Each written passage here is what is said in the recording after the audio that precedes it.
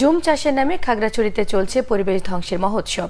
নির্বিচারে অশ্রেণীভুক্ত বনে আগুন, গাছ কাটা, পাহাড় কাটা সহ নানাভাবে ধ্বংস করা হচ্ছে পরিবেশ।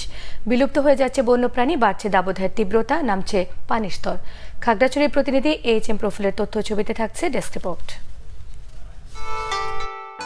খাগড়াছড়িতে শত প্রজাতির গাছ নিয়ে গড়ে উঠেছে প্রাকৃতিক বন, যা অশ্রেণীভুক্ত বন হিসেবে পরিচিত।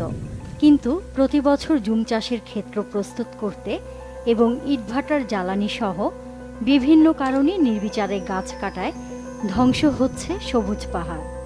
এছাড়া অবাধে পাহাড় কাটা, বিভিন্ন ছড়া খাল থেকে বালু উত্তোলনে পরিবেশের বিপর্যয় দেখা দিয়েছে, বাড়ছে তাপদাহ। এক কানি করলাম যে ওখানে পুইরা গেছে 2 কানি, ওটা তো ক্ষতিকর। আসলে এই গাছগুলা যাবেন যে বিড়ি ফেলে আমরা সর্বোচ্চ দাম পাই 4042 করে। আর প্রতি বছর আমরা কীটনাশক দিয়ে হোক, জোর জবরদস্ত করে হোক, একই পাহাড়ে আসলে জুম চাষ করছি। প্রকৃতি ধ্বংসের কারণে অনাবৃষ্টি, অতিবৃষ্টি সহ নানা প্রাকৃতিক দুর্যোগ দেখা দিচ্ছে। পার্বত্য চট্টগ্রামকে বিপর্যয় থেকে রক্ষায় দ্রুত পদক্ষেপ চান পরিবেশ কর্মীরা।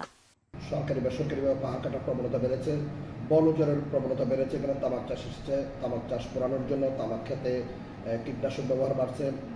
নদী খাল থেকে যথেচ্ছা বালু উত্তোলন, মাটি উত্তোলন, এসব নানা ধরনের পরিবেশ বিরোধী কর্মকাণ্ড আমরা দেখতে পাচ্ছি। পাহাড়ে বনজ সম্পদ রক্ষায় জুম চাষের পরিবর্তে আধুনিক চাষ পদ্ধতির সুপারিশ বাস্তবায়নের কথা বলছেন বৈজ্ঞানিক কর্মকর্তারা। কৃষি সম্প্রসারণ অধিদপ্তরের মাধ্যমে যেসব পরামর্শ দেওয়া হয়, সেসব পরামর্শগুলো যদি আমাদের কৃষকরা অনুসরণ করেন, তাহলে মনে হয় এই জুম চাষের থেকে যে বিপর্যয় ভবিষ্যতে সৃষ্টি হতে পারে, সেখান থেকে আমরা বেরিয়ে আসতে পারব। জেলা প্রশাসন ও পরিবেশ অধিদপ্তরের সাথে সমন্বয় করে বন রক্ষায় উদ্যোগ নেওয়ার কথা জানিয়েছে বন বিভাগ। যৌথভাবে কিছু অভিযান আমরা পরিচালনা করব। এলাকার বনকে রক্ষা করার সাথে এলাকার যে গ্রিনারি, এটাকে যদি আমরা রক্ষা করতে পারি, এখানে যে পর্যটন এলাকা, এই পর্যটকদেরকে আকর্ষণ করার জন্য আমি মনে করি যে এটা খুবই গুরুত্বপূর্ণ। পার্বত্য জেলায় 8,500 একর বন রয়েছে। বন রক্ষায় কার্যকর পদক্ষেপ চায় খাগড়াছড়িবাসী। Bangla vision news desk.